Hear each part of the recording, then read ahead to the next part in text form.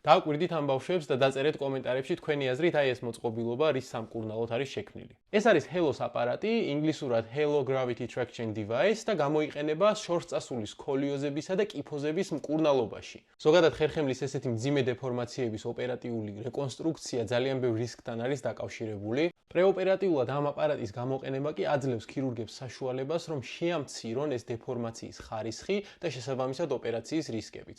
ამ აპარატის ფიქსაცია თავის ქალაზე ხდება კანის გავლით უშუალოდ თავის ქალას ძვლის გარეთა ნაწილზე. ეს პროცედურა ხდება სედაციის ფონზე და პაციენტს ძინავს ამ დროს, რა თქმა უნდა, ამ პროცედურის შემდეგ შეიძლება ტკივილი და უსიამოვნო შეგრძნება იყოს გამოხატული, რაც დიდხანს არ გრძელდება და პაციენტს ამიტომ შეუძლია მიიღოს ჩვეულებრივი ტკივილგამაყუჩებელი ამ ტკივილის დასადგუნად. რაც შეეხება უშუალოდ ამ სისტემას და მისი მოქმედების პრინციპს, როგორც ნახეთ, პაციენტი არის დაკიდებული გარკვეულწილად ამ თავის ფიქსატორით ამ აპარატზე. ამ აპარატის დახმარებით კი შეიძლება განხორციელდეს სხვადასხვა სიმძიმის მოდება პაციენტის თავზე. ეს ფიქსატორი რამდენიმე კვირით რჩება პაციენტთან და ამ ფიქსაციით და გრავიტაციის ძალით ხდება ხერხემლის გაჭიმვა და ხერხემლისთვის, ასე ვთქვათ, სწორი მიმართულების მიცემა უშუალოდ საბოლოო ოპერაციამდე. რაც შეეხება წონას და სიმძიმეს, დაახლოებით პაციენტის წონის ნახევრამდე შეიძლება გაიზარდოს ის წონა, რაც მოდებულია უშუალოდ ამ Halo-s აპარატზე.